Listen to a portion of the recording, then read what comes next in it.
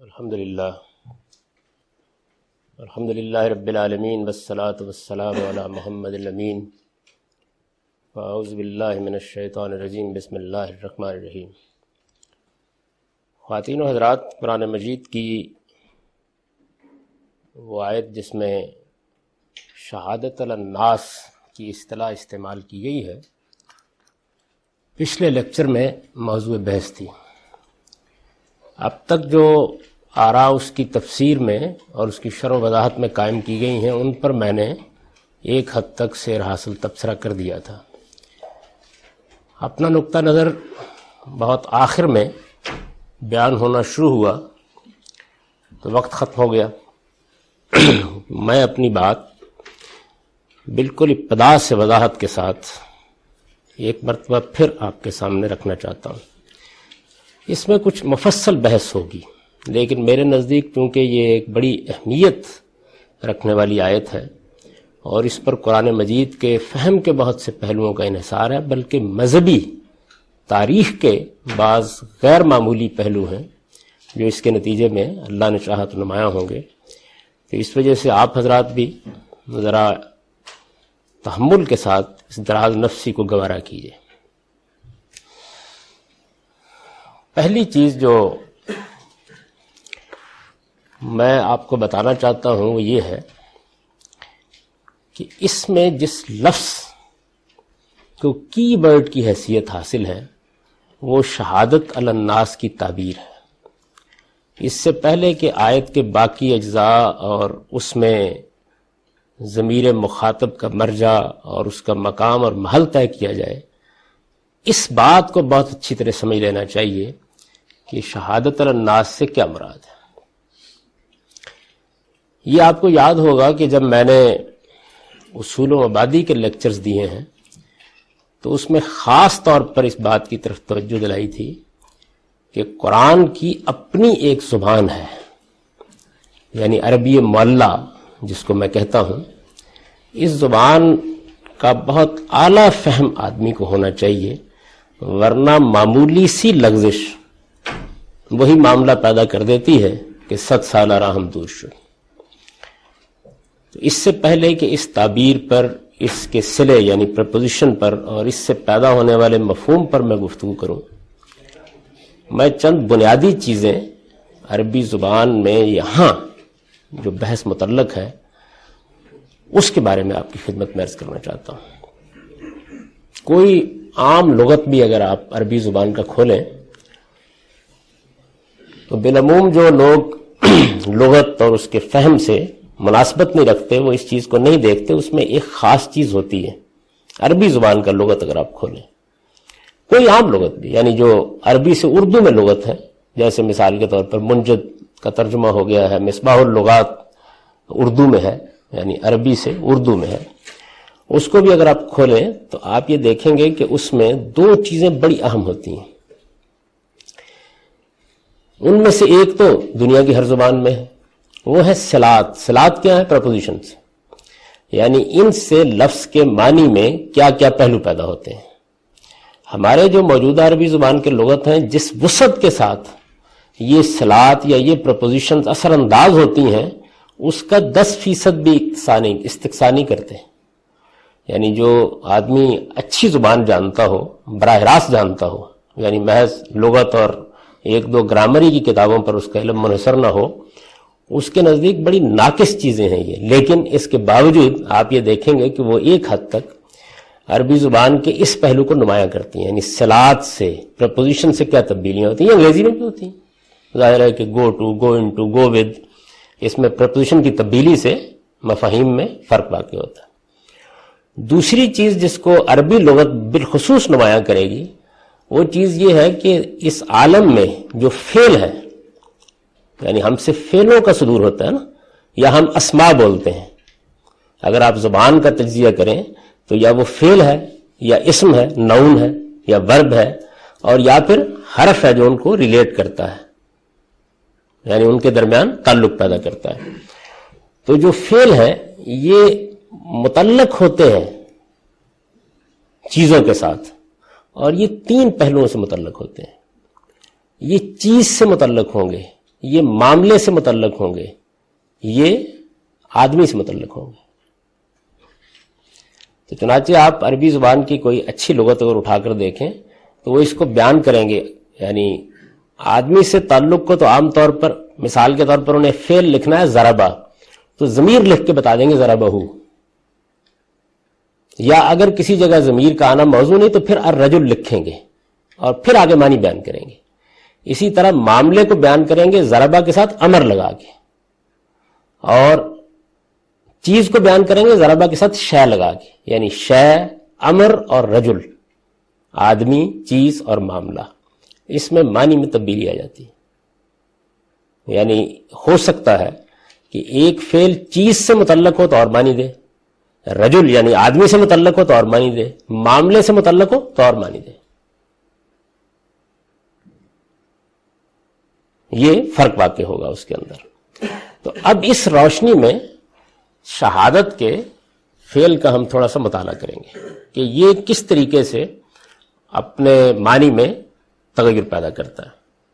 اس بحث کو ذرا بہت تفصیل سے جن لوگوں کو پڑھنے کا ذوق ہے اور وہ ایک لفظ یا ایک فعل کے استعمال کا جو پورا نظام ہوتا ہے عربی زبان میں اس کو سمجھنا چاہتے ہیں، تو میں نے پہلے بھی اشارہ کیا تھا کہ تفاسیر فرائی میں مولانا حمید الدین فرائی نے بڑی نفیس بحث کی ہے، صغب کی بحث میں، اس پر کہ لفظ عربی میں کیسے ہوتا ہے، کس طرح وہ مختلف معنی اپنے صلے کے لحاظ سے تبدیل کرتا چلا جاتا ہے، اس میں جامع مفہوم کیسے آتا ہے اور وہ مختلف نسبتوں سے کیسے معنی بدلتا ہے، کیونکہ اس میں ایک بڑا نازک مسئلہ وہاں بھی زیر بحث ہے کہ ایک جگہ پر اس فعل کا ایسا ترجمہ کر دیا گیا ہے کہ جو ان کے نزدیک بالکل غلط ہے، اور مسئلہ غلط ہونے کا نہیں ہے بلکہ اس میں امہات المومنین کے بارے میں ایک نہایت ہی بےہودہ تصور پیدا ہوتا ہے۔ تو اس لیے انہوں نے بڑی نفیس بحث اس میں کی، سورہ تحریم میں اس کے اوپر۔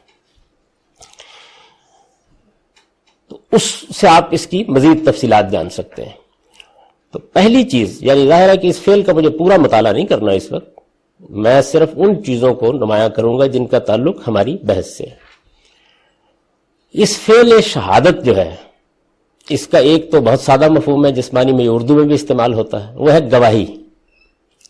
اب یہ دیکھیے، میں نے ایک مرتبہ آپ کو بتایا تھا کہ لفظ اصل میں اپنے تعلقات کے لحاظ سے معنی میں تغیرات کرتا چلا جاتا ہے، تو چونکہ گواہ موجود ہوتا ہے تو گواہی دیتا ہے نا بالعموم، یعنی ایک واقعہ ہوا تو موجود ہوتا ہے، تو موجود ہونا، حاضر ہونا، یہ معنی اس میں پیدا ہو گئے اور گواہی کے معنی نکل گئے۔ یعنی لفظ کا جو اصل مفہوم ہے، آہستہ آہستہ استعمال کے نتیجے میں اس کے اندر سے گواہی کے معنی نکلنا شروع ہو گئے، اور چونکہ گواہ موجود ہوتا ہے تو موجود ہونے کے معنی ہو گئے۔ تو پہلی بات تو یہ ہے کہ یہ اگرچہ اور بھی معنی میں استعمال ہوتا ہے، لیکن قرآن مجید میں یہ ان دو معنی میں استعمال ہوا ہے، یعنی چیز کا حاضر ہونا، سامنے ہونا، یا فرد کا سامنے ہونا، حاضر ہونا اور گواہ ہونا۔ مثال کے طور پر آپ نے قرآن میں بہت آیت پڑھی ہوگی، عالم الغیب والشہادہ، یعنی وہ غیب اور شہادت کا عالم ہے، اللہ تعالیٰ کے بارے میں آتا ہے نا۔ کیا مطلب ہے اس کا؟ یعنی چھپے ہوئے اور حاضر کا عالم ہے، وہاں گواہ کے معنی میں نہیں ہے۔ عالم الغیب والشہادہ، یعنی جس کو ہم اپنی آنکھوں سے دیکھ رہے ہیں، یہ کیا ہے؟ الشہادہ، حاضر ہوتے ہیں نا، ہمارے سامنے ہوتا ہے، اور جس کو ہم نہیں دیکھتے وہ غیب۔ تو اللہ تعالیٰ کی صفات میں یہ بات بیان ہوتی ہے، عالم الغیب والشہادہ۔ اچھا، یہ بالکل یہی مفہوم ہے جس مفہوم میں یہ استعمال ہوا ہے قرآن مجید میں جگہ جگہ، واللہ علی کل شیء شہید، اللہ ہر چیز پہ حاضر ہے، مطلب یہ کہ اس کو دیکھ رہا ہے، اس پہ نگران ہے، کوئی چیز اس کی نگاہوں سے چھپی ہوئی نہیں ہے۔ تو اس کا ایک مفہوم یہ ہے، یعنی اس کے اندر گواہی کے پہلو پر ختم ہو جاتا ہے۔ یہ اس کو کہتے ہیں زبان کی اصطلاح میں تجرید فعل کی، یعنی وہ اپنا سفر طے کرتا ہے اور اس کے اندر سے کوئی پہلو نکل جاتا ہے۔ میں نے مثال دی تھی اس میں لفظ خلیفہ سے، کہ وہ شروع تو یہاں سے ہوا کہ کسی کی جگہ لے کر اس کا معاملہ سنبھالے، تو چونکہ جو کسی کی جگہ لے کر اس کا معاملہ سنبھالتا ہے وہ گویا اس کے اختیار کو بھی استعمال کرتا ہے، تو آہستہ آہستہ جگہ لینے، نائب ہونے، جانشین ہونے کے معنی نکل گئے، اور محض اختیار اور اقتدار کا حامل ہونے کے معنی اس میں رہ گئے، جس کو قرآن نے استعمال کیا ہے کہ اے داؤد ہم نے تم کو زمین میں خلیفہ بنایا ہے، مطلب کیا؟ اقتدار دیا ہے، یعنی اس میں وہ پھر جانشین بنانے کا مفہوم، آپ اس آیت کو نکال کے پڑھیں گے کوئی امکان ہی نہیں ہے اس میں کہ اس معنی کو آپ داخل کر سکیں. تو یہ تجرید ہے. تو یہ لفظ شہادت کے ساتھ بھی ہوا ہے. تو قرآن میں پہلی بات تو یہ ہے کہ یہ دو معنی میں استعمال ہوا ہے. اس کی مثالوں میں کسی طالب علم کو الجھنا نہیں چاہیے. واللہ علی کل شیء شہید، اللہ ہر چیز پر نگراں ہے، اللہ ہر چیز کو دیکھ رہا ہے. دیکھیے یہاں بھی اللہ کا کی پرپوزیشن آئی ہے، واللہ علی کل شیء شہید، اس میں بھی آئی ہے، لیکن یہاں یہ گواہ کے معنی میں نہیں ہے. اور گواہ کے معنی میں بھی استعمال ہوتا ہے. گواہ کے معنی میں جب یہ استعمال ہوتا ہے تو آپ دیکھیے کہ قرآن مجید نے کس کس زاویے سے اس کو استعمال کیا. مثلا ایک استعمال ہے سورہ فصلت میں، 41 نمبر سورہ ہے، یہ 20ویں آیت ہے. حتی اذا ما جاؤوها شہد علیہم سمعہم وابصارہم وجلودہم. آپ اس میں غور کیجئے گا کہ جس جگہ یہ حاضر ہونے، موجود ہونے کے معنی میں اللہ کی پریپوزیشن سے استعمال ہوگا، وہاں آگے چیز آئے گی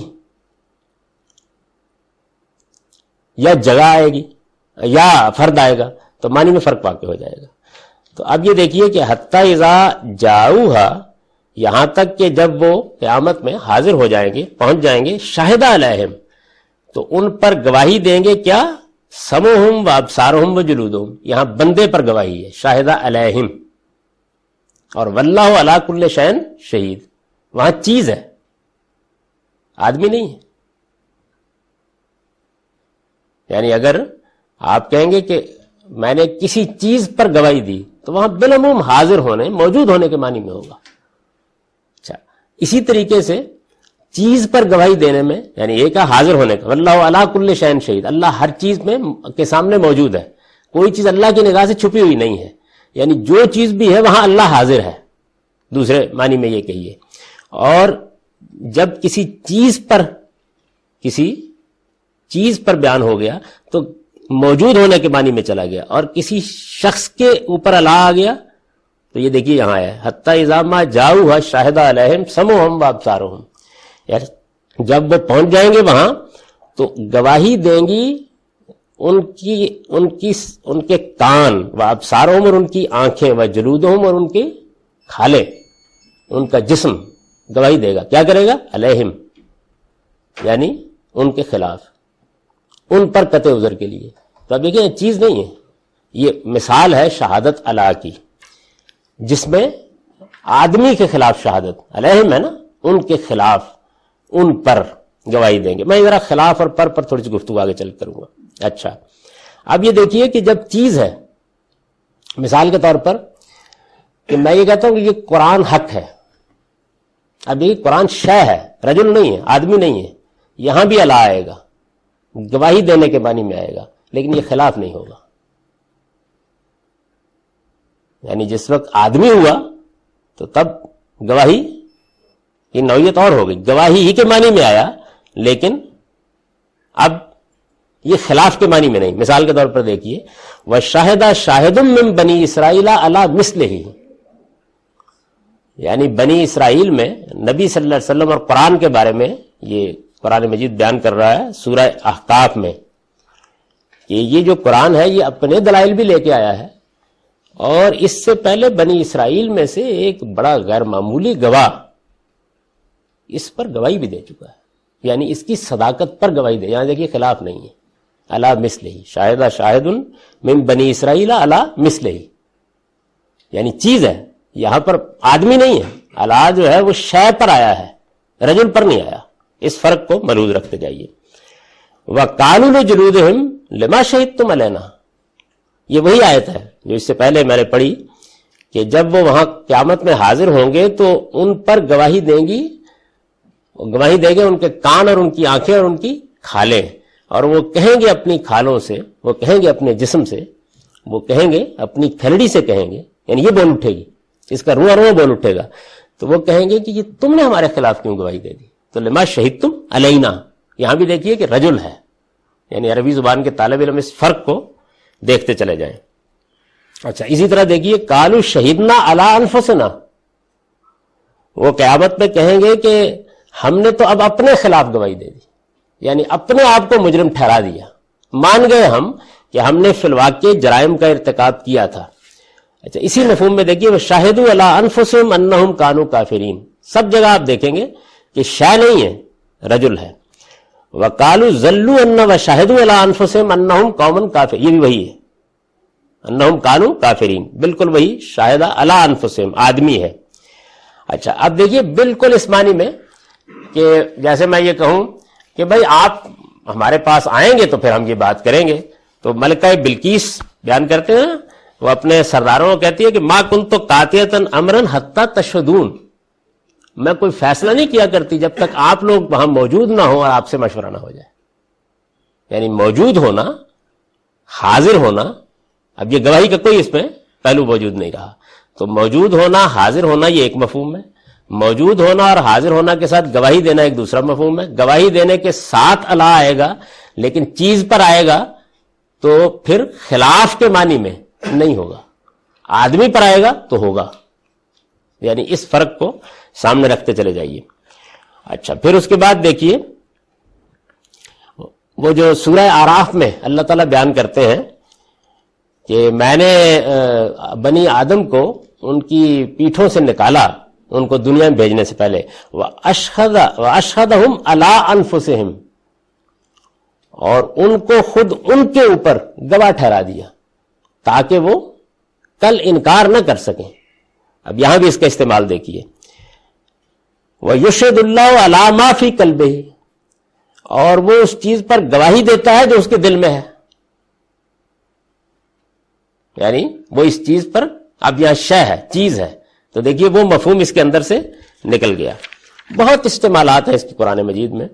اچھا اب آگے دیکھیے کہ لما تکفرون بآیات اللہ، سورہ آل عمران میں، واللہ شہید علی ما تعملون، یعنی تم اللہ کی آیات کا کیسے انکار کر سکتے ہو جبکہ اللہ جو کچھ تم کر رہا ہے اس پر گواہ ہے، یعنی اس کو دیکھ رہا ہے. دوسری جگہ قرآن میں بصیرم بما تعملون یا علیم بما تعملون، جو تم کر رہے ہو اس کو خدا دیکھ رہا ہے.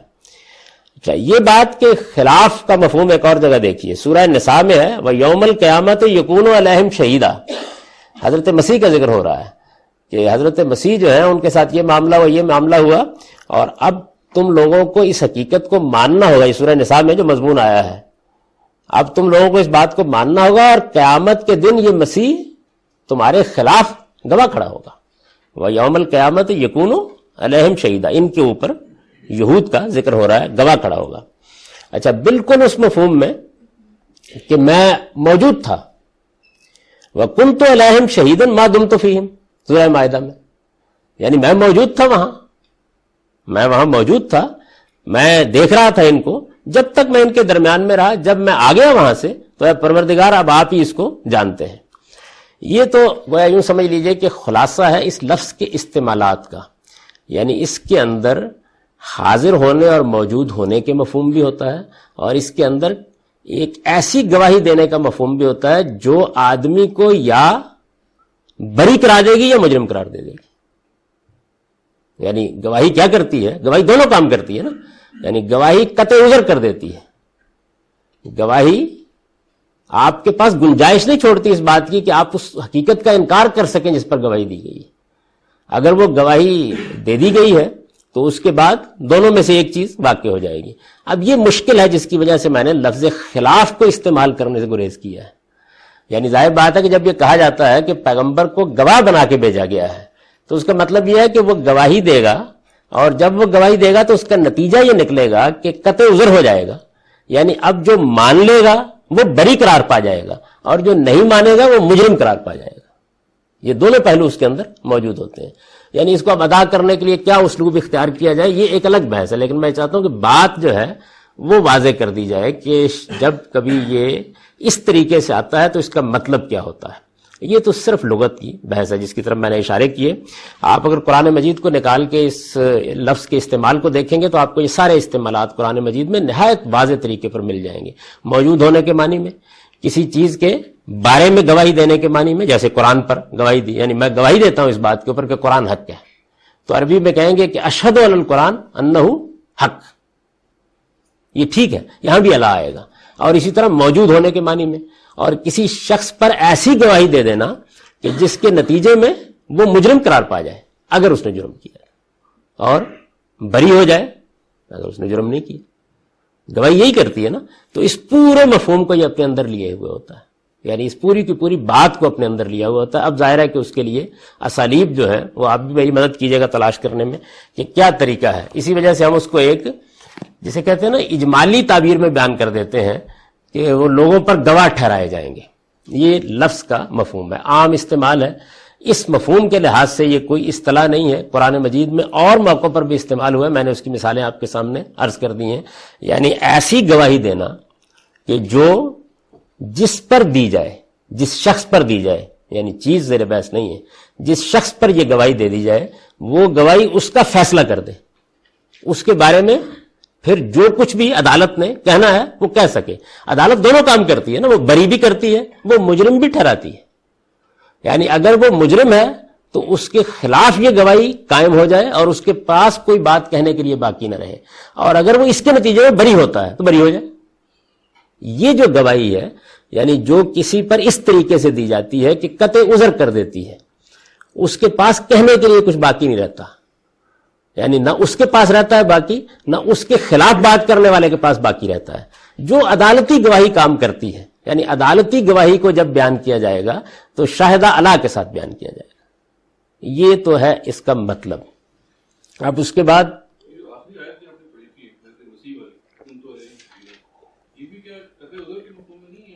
نہیں, بالکل سادہ مفہوم میں ہے. اللہ تعالیٰ یہ کہتے ہیں, یہ زیر بحث نہیں وہاں, اللہ تعالیٰ یہ کہہ رہے ہیں کہ تم نے ان کو کہا تھا کہ مجھ کو اور میری ماں کو معبود بناؤ, تو وہ کہتے ہیں کہ جب تک میں ان کے درمیان موجود تھا اس وقت تک تو پروردگار میں نے ایسی بات کوئی نہیں کی. یعنی وہاں کو گواہی کا مفہوم نہیں ہے مدعا میں. تو میں نے آپ سے عرض کیا کہ یہ دونوں مفاہیم میں قرآن میں بہت استعمال ہوا ہے. یعنی موجود ہونا, حاضر ہونا, کسی جگہ پر پایا جانا. میں ان کے اوپر اس موقع کے اوپر تو میں گواہ رہا, یہ نہیں کہنا چاہتے وہ, میں موجود تھا. مطلب یہ ہے کہ میں دیکھ رہا تھا ان کو. آپ مجھ سے محاسبہ اس وقت کا کر سکتے ہیں جب میں ان کے درمیان موجود تھا. جب میں آ گیا تو پھر آپ ہے نا, کنت علیہم شہیدا ما دمت فیہم, جب تک میں ان کے درمیان رہا اس وقت تک تو میں دیکھ رہا تھا ان کو, جان رہا تھا ان کو. پروردگار مجھے آپ نے بلا لیا, اب اس کے بعد میں کیا جانتا ہوں کہ یہ میرے بعد کیا کرتے رہے. یہ جواب دیا حضرت مسیح نے سورہ مائدہ میں. شاہدہ علی شیء جب استعمال ہوگا جب چیز کے خلاف گواہی یا چیز پر گواہی ہے, وہ خلاف نہیں ہونا ضروری ہوتا. وہ چیز پر جو گواہی ہے وہ لازماً خلاف نہیں ہوگی, وہ لازماً خلاف نہیں ہوگی, یعنی وہ حق میں بھی ہو سکتی ہے. ہاں, وہ حق میں بھی ہو سکتی ہے. یعنی وہاں شاہدہ چیز کے بارے میں جب آئے گا تو بالکل شاہدہ لہو کے معنی میں آ جائے گا, اور قرآن مجید میں جگہ جگہ استعمال ہوا ہے. شاہدہ اعلیٰ اور رجل ہونا چاہیے, تب اصل میں اس میں یہ مفہوم پیدا ہوتا ہے. جب آپ کہتے ہیں کہ شہید تو علی فلاں, میں نے فلاں پر گواہی دی ہے, تو اب اس کا مطلب یہ ہوتا ہے کہ یہ ایسی گواہی ہے جس کے نتیجے میں اب اس کا فیصلہ ہو جائے. اس پہ البتہ جو پہلا مفہوم ہے وہ نگیٹ ہونا ضروری ہے. حاضر ہونے کا جو حاضر ہونے کے معنی نہیں ہوتے, وہ نگیٹ وہ نہیں ہوتے. جو جس وجہ سے میں نے یہ بات کی, جس کو زمخشری نے اعلیٰ میں واضح کرنے کی کوشش کی ہے, موجود ہونے کے معنی نہیں ہوتے, وہ چیز کے لیے تو ہوتے ہیں.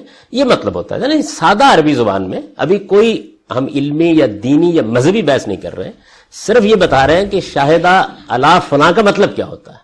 شاہدہ لہو کا اگر کسی رجل سے رابطہ کیا جائے گا تو پھر اس کا کیا مطلب؟ وہ نص ہو جائے گا اس معاملے میں کہ گواہی حق میں دی گئی, یعنی اس میں پھر دوسرے معنی گنجائش نہیں رہے گی.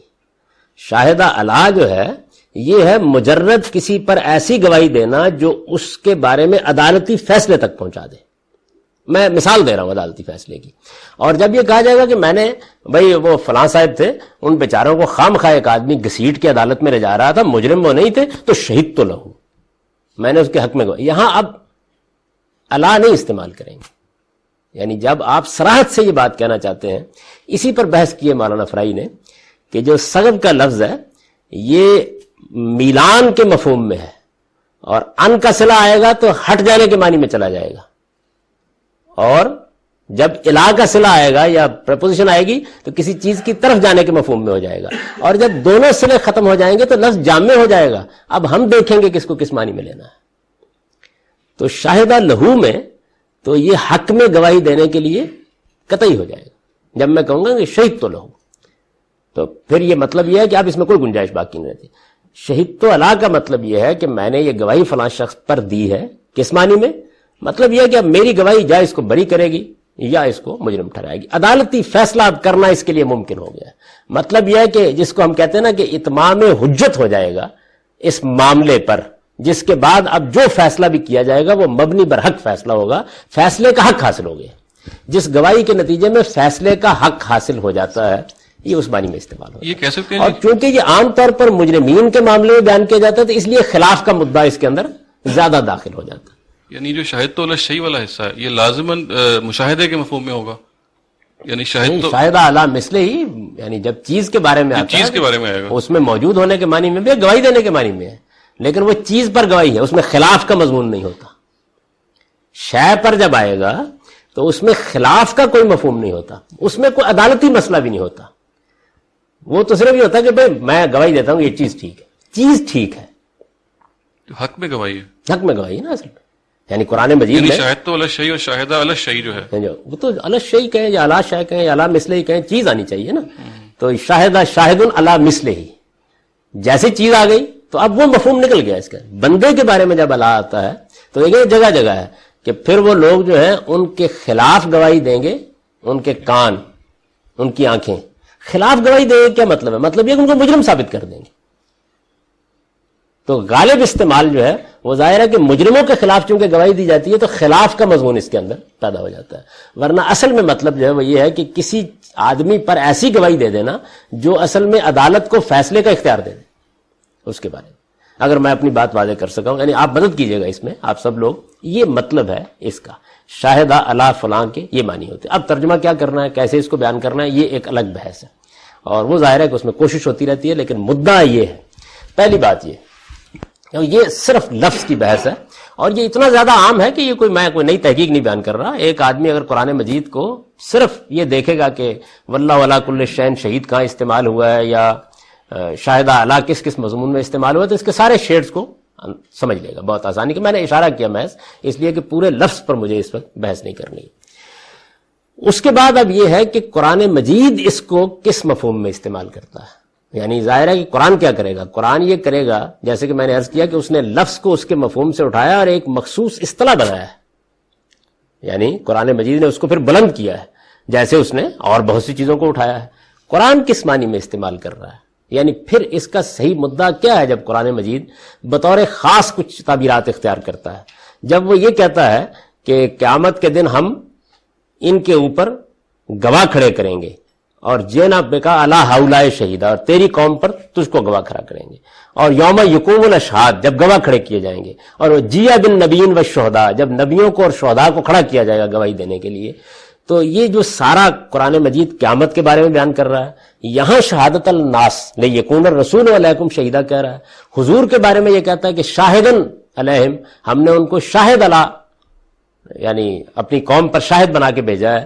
تو یہ کیا چیز ہے، یعنی یہ سارا مدعا کیا ہے، یہ ہے وہ چیز جس کو مجھے تھوڑا سا واضح کرنا ہے. اس طرح میں نے اشارہ کیا تھا، لیکن اب میں سمجھتا ہوں کہ یہ جب تک میں اس کی تفصیل نہیں کروں گا اس وقت تک شاید میں اپنی بات واضح نہ کر سکوں. یعنی مدعا جو شہادت اللہ کا ہے لغوی لحاظ سے اسی کو لیا، قرآن نے اس کے معنی تبدیل نہیں کیے، لیکن اس کو ایک مخصوص صورتحال پر اطلاق کر کے اپنی ایک خاص اصطلاح بنا دیا ہے. وہ کیا چیز ہے اس کو تھوڑا سا سمجھ لیجئے. میں نے اس بات کو تو اپنے دروس میں، اپنے لیکچرز میں بارہا بیان کیا ہے کہ اللہ تعالی اپنے نبیوں میں سے بعض نبیوں کو رسالت کے منصب پر فائز کر دیتے ہیں. اور رسالت کیا ہے؟ رسالت اصل میں شہادت ہے. یعنی رسالت کیا ہے، نبوت سے زائد کیا چیز اس کے اندر ہوتی ہے؟ شہادت ہے. کس معنی میں شہادت ہے؟ یعنی وہ کیا چیز ہے؟ بھائی نبی بھی دین بیان کر رہا ہے، نبی بھی بڑی غیر معمولی شخصیت کا حامل ہوتا ہے، نبی بھی معجزات دکھا دیتا ہے، نبی کے بھی پس منظر میں بے شمار چیزیں جمع ہوتی ہیں. یعنی نبیوں کی شخصیت کا پڑھتے ہیں، یحییٰ علیہ السلام نبی ہیں، ان کی شخصیت کا جب مطالعہ کرتے ہیں تو آدمی حیران رہ جاتا ہے کیا شخصیت ہوتی ہے.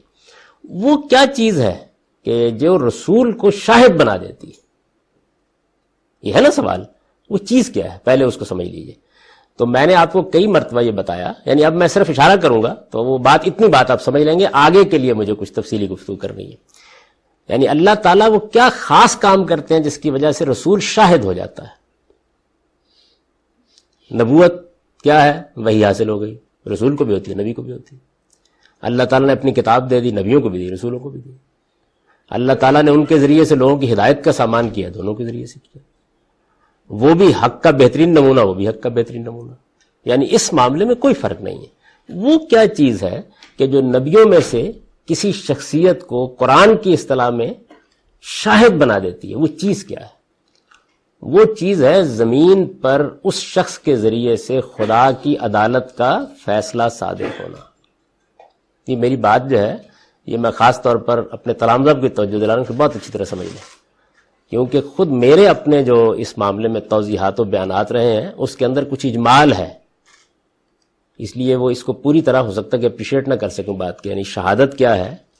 شہادت اصل میں کسی شخص کے ذریعے سے خدا کی دینونت کا ظہور کر دینا ہے۔ شاہد وہ کب بنتا ہے؟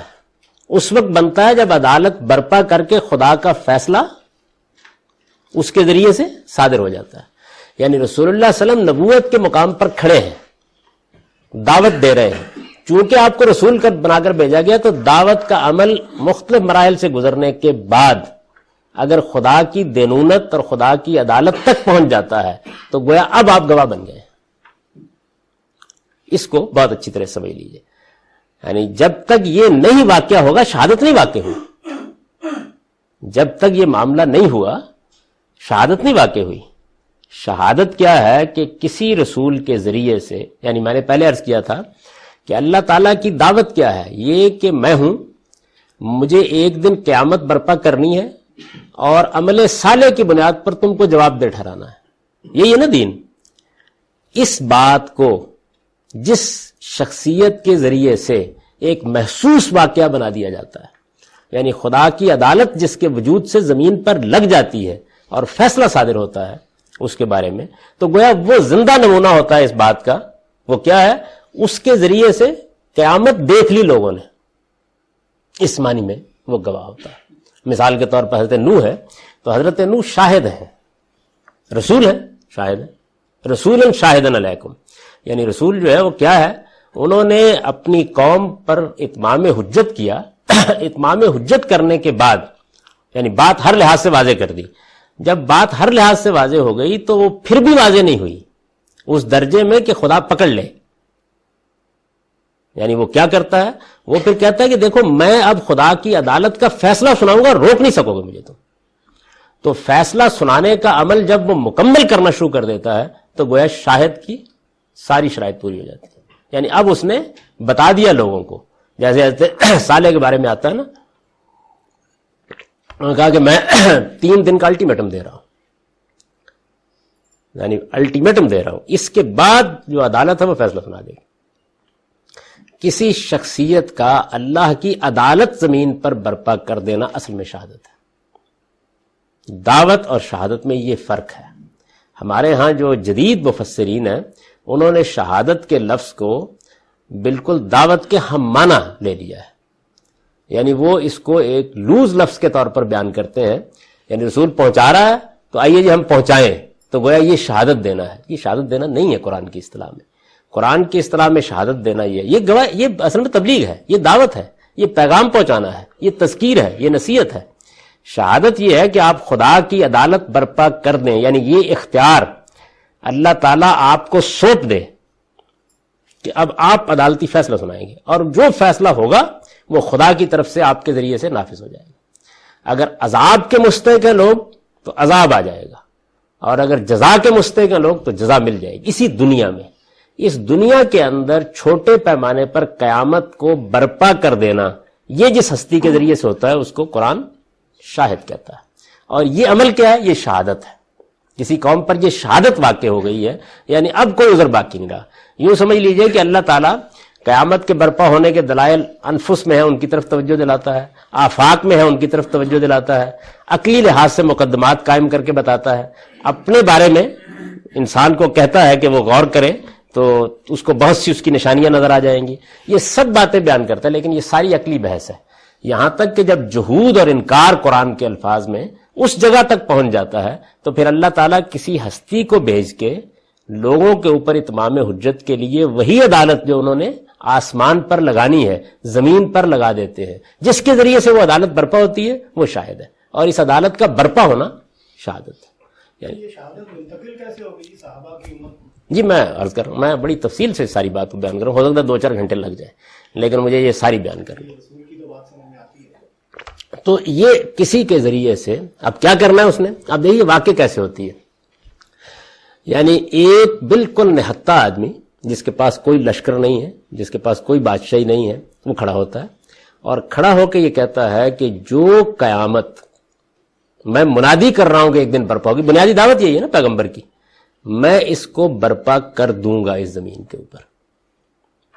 یعنی میں حق کا نمونہ ہوں، تمہارے سامنے کھڑا ہوں، اب اگر تم میری بات مانو گے تو سرفرازی پاؤ گے اسی دنیا میں، اور نہیں مانو گے تو میں سزا کا اختیار لے کے آیا ہوں وہ دے دوں گا اور تم کچھ نہیں کر سکو گے، یعنی میرا جو سزا دینے کا عمل ہے اس میں رکاوٹ نہیں بن سکو گے، میں اکیلا کھڑا ہوں، پوری قوم کے ساتھ یہ معاملہ کر دوں گا۔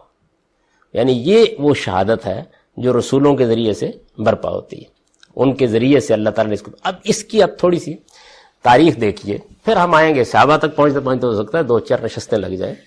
یعنی پہلے دیکھیے یہ ہوئی کیسے ہے اللہ تعالیٰ نے، میں نے اشارہ کیا تھا اس جانب کہ یہ بات بائبل سے معلوم ہوتی ہے، اور میں یہ عرض کر دوں کہ بائبل ہسٹری، بائبل کا ایک پہلو تو وہ ہے کہ جس میں اللہ تعالیٰ کی ہدایت دعوت انبیاء کی بیان ہوئی ہے، ایک اس کے اندر تاریخ بیان ہوئی ہے، اور آج جو لوگ بائبل کا مطالعہ طالب علمانہ طریقے سے کرتے رہتے ہیں انہیں معلوم ہے کتاب پیدائش کے اندر پوری دنیا کے بننے اور پھیلنے کی تاریخ بیان ہے، اس کا نام کتاب پیدائش اسی لیے ہے، یعنی اس کے اندر وہ ساری تاریخ بیان ہوئی ہے کہ انسان کیسے پیدا ہوئے، طوفان نوح کا پھر بڑا تفصیلی ذکر کرتی ہے بائبل، پھر اس کے بعد وہ بتاتی ہے کہ دنیا کے اندر مختلف قومیں کس طریقے سے پھیلیں، پھر اس کے بعد وہ حضرت ابراہیم تک آتی ہے، اور پھر ابراہیم سے آگے بڑھتے میں وہ بتاؤں گا کہ بائبل اصل میں کیا چیز ہے، وہ بتانا ضروری ہے ورنہ یہ بات میری سمجھ میں نہیں آئی۔ سوال ہے جی پچھلی بحث سے متعلق، تو آپ کی بات سے جو واضح ہو رہا ہے وہ یہ کہ نبی بہرحال پھر شاہد نہیں ہوتا، ان میں کوئی شک ہی نہیں۔ اچھا، مگر اس کے باوجود قطع عذر اس سے ہو جاتا ہے۔ ایک قطع عذر وہ ہے،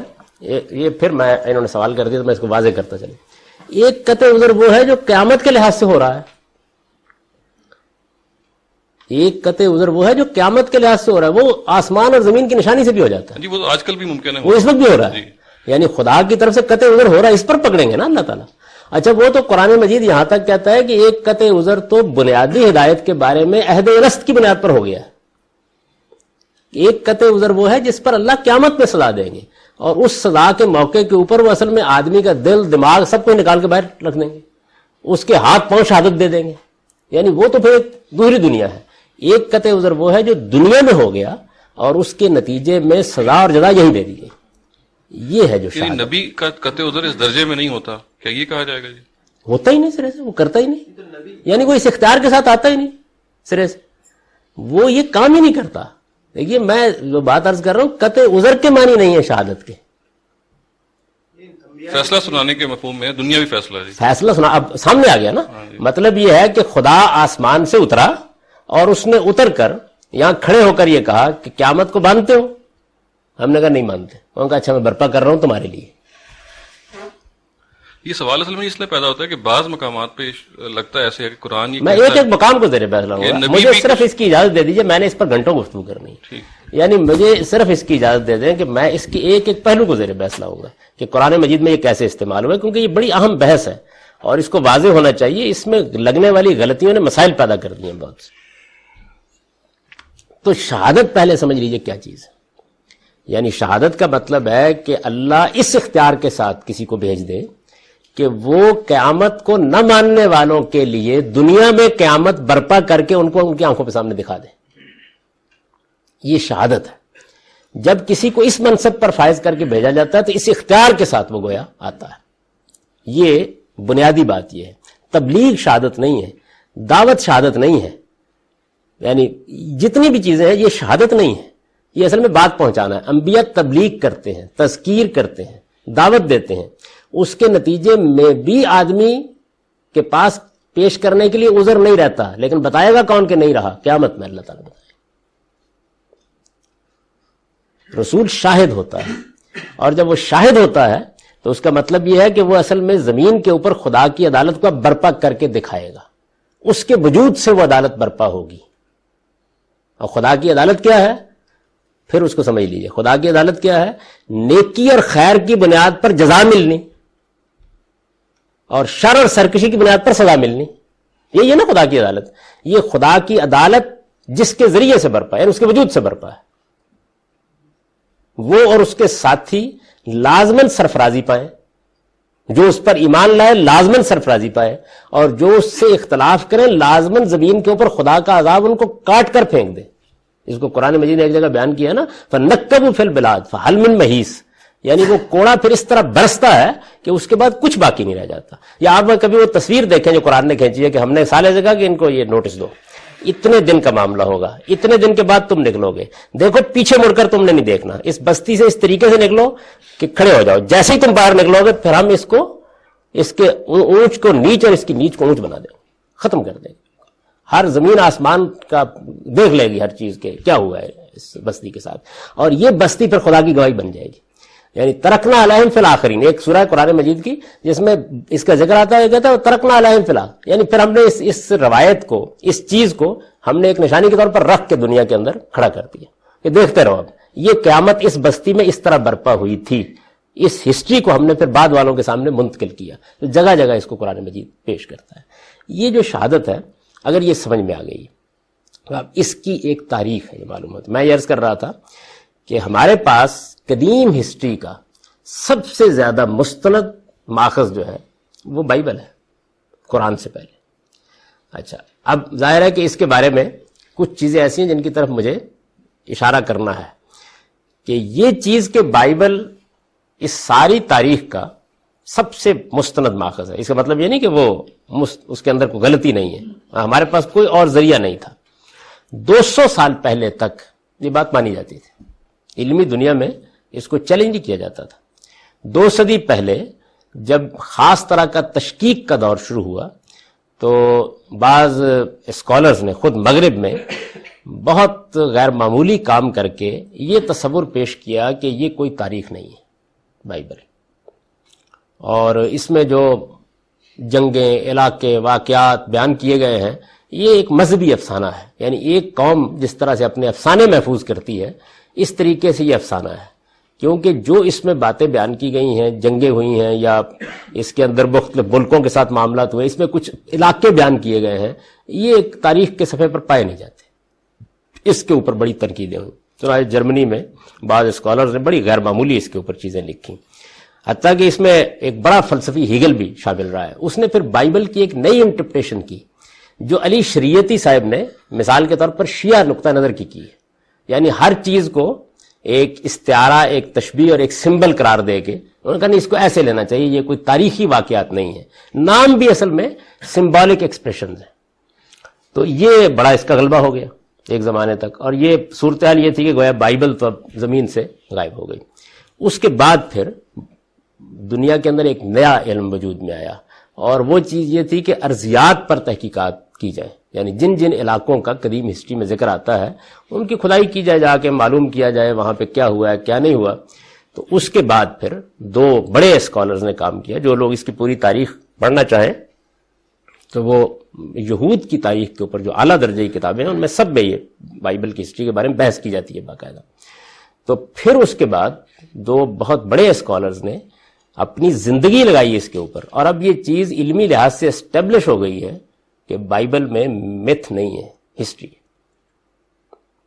یعنی وہ جگہ دریافت ہو گئی ہیں، ان کی تصدیق کے سارے مواقع فراہم کر دیے گئے ہیں، اور یہ کام کم و بیش اب اسٹیبلش ہو گیا. تاریخ کا ایک بڑا ماخذ ہے.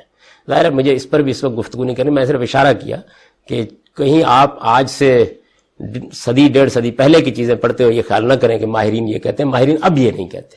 اس پر بڑا کام ہوا ہے، اور بہت سی چیزیں یعنی وہ مقامات جو بائبل کے اندر ہیں ان کے اوپر بھی تحقیقات آ گئی ہیں، اور ان سب سے تصدیق ہوئی ہے اس چیز کی کہ اس کے اندر جو باتیں بیان کی گئی ہیں ایسے نہیں ہیں. ایک تو یہ بات ذہن میں رکھیے. تو بائبل ہسٹری جو ہے بتا دوں گا، مطلب اس سے ابھی بات سے دلچسپی زیادہ لیں. تو میں یہ گزارش کر رہا تھا کہ یہ بائبل جو ہے یہ اس ساری تاریخ کو بیان کرتی ہے.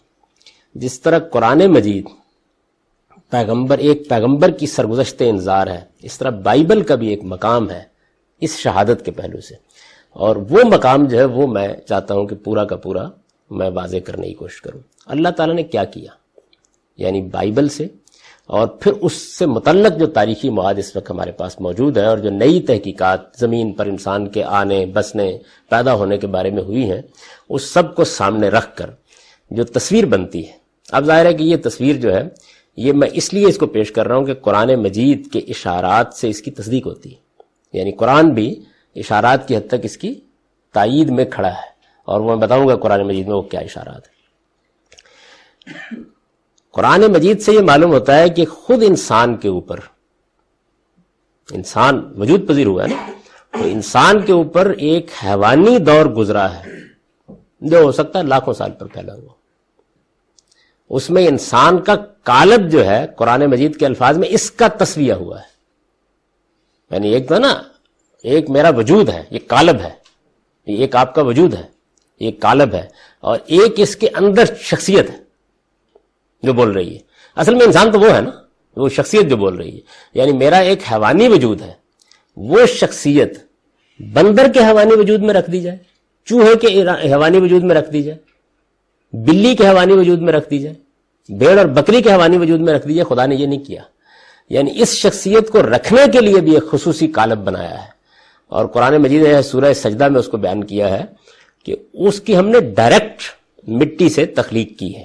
ڈائریکٹ مٹی سے تخلیق کرنے کا وہ مطلب نہیں ہے جو عام طور پر لیا جاتا ہے کہ اللہ میاں نے مٹی فرشتوں سے منگوائی ایک پتلا بنایا، یعنی جو اب پروسیس ماں کے پیٹ میں ہوتا ہے وہ پروسیس زمین کے پیٹ میں ہوا ہے، ہزاروں سال میں ہوا ہے، لاکھوں سال میں ہوا ہے، اس سے قالب تیار ہوئے ہیں۔ یہ جو آپ عام طور پہ پڑھتے ہوں گے کہ انسان کے جو فاسلز ملتے ہیں اور دوسری چیزیں ملتی ہیں، یہ 10 لاکھ سال پرانے ہیں، یہ 5 لاکھ سال پرانے ہیں، تو اصل میں انسانی قالب کے فاسلز ہیں، یعنی وہ انسان نہیں تھا لیکن وہ بندر بھی نہیں تھا۔ انسانی قالب جو ہے قرآن نے اس کی طرف اشارہ کیا ہے سورہ سجدہ میں کہ یہ قالب انسان کا بنانے کے بعد حیوانی انسان یہ برسوں صدیوں تک پیدا ہوتا رہا ہے۔ اس کی پیدائش کے بعد اللہ تعالیٰ نے جب اس کا تسویہ کر لیا، یعنی جو گویا حیوانی وجود کو خوبصورت بنانے کا کام تھا، جب وہ ہو گیا، ہو سکتا ہے اس میں 10,000 سال لگے یا لاکھ سال لگے، تو پھر ڈائریکٹ کریشن کا طریقہ یعنی زمین کے اندر سے پیدا کرنے کا طریقہ ختم کیا گیا۔ قرآن مجید کہتا ہے نا ثم جعل نسلہ من سلالۃ من ماء مہین، یعنی پھر دوسرا مرحلہ آیا جب ہم نے اس کے اندر نسل پیدا کرنے کا پروسیس خود اس کے اندر رکھا، یعنی پہلا تو وہ تھا، دوسرا بدا خلق الانسان من طین، یہ پیدا وہاں سے کی، دوسرے مرحلے میں ہم نے یہ کر دیا، صلاحیت پیدا ہو گئی نسل پہ۔ تو جس انسان میں یہ صلاحیت پیدا ہوئی اس انسان کو، اس میں سے ایک انسان کا انتخاب کر کے خدا نے اس میں اپنی روح پھونک دی، یعنی گویا ہمارا جو انسانی شخصیت ہے وہ اس کے اندر ڈال دی گئی۔ یہ جو انسانی شخصیت اس کے اندر ڈالی گئی، یہ اصل میں قرآن مجید اس کو سیدنا آدم علیہ السلام کہتا ہے۔ وہ کہتا ہے کہ پھر ہم نے اس کو سمع و بصر کی صلاحیت دی، اس کے اندر بصیرت پیدا کی، یعنی یہ شخصیت جیسے ہی آئی تو وہ حیوان تو حیوانی زندگی اس کی موجود تھی، حیوان تو وہ تھا، لیکن اب وہ انسان بن گیا۔ یہ دو الگ الگ چیزیں، ڈارون اور بات کہتا ہے، یہ بات اور ہے، لیکن اس وقت ہم جس طرف بڑھ رہے ہیں، مجھے چونکہ اس کی طرف اشارہ کرنا ہے، تاریخ کے بعد پہلو زیر بحث آ گئے تو یہ کبھی زیر بحث آئے گا تو میں عرض کر دوں گا ڈارون سے کیا فرق ہے۔ اس میں یعنی بندر سے انسان کا ارتقا نہیں ہو رہا، انسان ہی ہے جس کا قالب پہلے بن گیا ہے، اور پھر ایک دوسرے مرحلے کے بعد اس کے اندر نسل کی صلاحیت رکھ دی گئی ہے، اور پھر اس کو انسان بنا دیا۔ تو آدم علیہ السلام، اب یہ تاریخ ہے اصل میں جس سے بائبل شروع ہوتی ہے، یعنی ایک ہے انسان کے حیوانی قالب کی تاریخ، وہ آپ کو ماہرین ارضیات سناتے ہیں، متحجرات کے علماء سناتے ہیں، فوسلز ریکارڈ سارے اسی کے ہیں، وہ لاکھوں سال پرانی ہے، یہ لاکھوں سال پرانی نہیں ہے، یہ جو تاریخ ہے یعنی یہ اس کے بعد شروع ہوتی ہے۔ تو اصل میں بائبل یہاں سے، یہ بھی جس طرح کے عام تاثر ہے کہ 7-8 ہزار سال کی، وہ بات نہیں ہے، یعنی یہ بھی نہیں۔ اس کی وجہ یہ ہے کہ نہ صرف یہ کہ اس کی تائید بائبل سے نہیں ہوتی اس عام تصور کی، بلکہ اب دنیا کے اندر جو جدید ہمارے پاس معلومات آ گئی ہیں، کہ دنیا میں انسان کیسے پھیلا ہے، تو یہ معلوم ہے کہ انسان کی جو خاص طور پر، یہ تو ایک تو وہ خطہ ہے نا جس میں ملا ہوا ہے خشکی کے ذریعے سے، مشرق وسطیٰ کا علاقہ ہے، ایشیا ہے، یورپ ہے، یہ ملے ہوئے ہیں، افریقہ ہے ملا ہوا ہے، تو یہ ہمیں معلوم ہے کہ آئس ایج ہے جس کے اندر انسان نے ہجرت کیا آسٹریلیا میں. انسان کا وہ ایک ہجرت وہ ہے جو ہمارے جدید تاریخ میں ہوئی ہے، اور ایک ہجرت وہ ہے جو مثلا ریڈ انڈینز نے کی یا آسٹریلیا کے قدیم باشندوں نے کی. تو جو پہلی ہجرت ہے اس کے بارے میں اب کم و بیش ماہرین اس پر مت رہیں گے، آئس ایج میں ہوئی ہے، یعنی جس میں سمندر جو ہے یہ جمع ہوا تھا، اور لوگ جس طریقے سے چل کے جاتے ہیں اسی طریقے سے چل کے اسے، جیسے بحر منجمد شمالی جنوبی ہے، یہ کیفیت تھی، آئس ایج کہا جاتا ہے نا اس کو. اور اس پر بھی کم و بیش اتفاق ہے کہ جو اس انسان کے ہجرت کے آثار ملے ہیں وہ آسٹریلیا میں جانے کے کم و بیش 60,000 سال پرانے ہیں، اور امریکہ میں جانے کے 20,000 سال پرانے ہیں. یعنی یہ بات بھی اب کم و بیش تحقیق سے واضح ہو گئی. تو اس وجہ سے یہ دوسرا انسان کا دور ہے، یعنی آدم کا دور ختم ہو گیا. ہمیشہ غلط وقت پہ ختم ہوتا ہے. تو آدم کی ابتدا جو ہے وہ اصل میں اس دوسرے، قرآن مجید کے اشارات سے معلوم ہوتا ہے کہ دوسرے دور سے ہوئی ہے، اور اللہ نے ان کو نبوت کے منصب پر سرفراز کر کے دنیا میں بھیجا، اور ان کو یہ کہا کہ فَإِمَّا يَأْتِيَنَّكُم مِّنِّي هُدًى، تمہیں اب اس آزمائش میں ڈالا گیا ہے، اختیار اور اقتدار دے کر اس آزمائش میں ڈالا گیا ہے کہ میری ہدایت جب آئے گی تو تم اس ہدایت کو یا تو مانو گے اور یا انکار کرو گے. تو انکار کے بھی کچھ نتیجے نکلیں گے اور اقرار کے بھی کچھ نتیجے نکلیں گے. یعنی یہ میسج ہے دین کا، جس کو قرآن نے آدم کا قصہ سناتے بیان کیا کہ جب ہم نے تصفیہ کیا، اس کے اندر اپنی روح پھونک دی، اس کے اندر سمع و بصر کی صلاحیت پیدا کری، تو ساتھ ہی یہ ہدایت بھی اس کو دے کے کہہ دیا کہ بس اب جاؤ زمین میں، اور اب تمہیں اس امتحان میں ڈالا گیا ہے. یہ امتحان جو ہے یہ ہے یعنی خدا کے اس فیصلے کو ماننے کا کہ مجھ کو ایک دن اخلاق کی بنیاد پر خدا کے سامنے جواب دہ ہونا ہے. یہی مذہب ہے بنیادی طور پر. اس مذہب میں اتمام حجت کی پھر ایک ہسٹری ہے، اس کا ہم دوسری نشست میں مطالعہ کریں.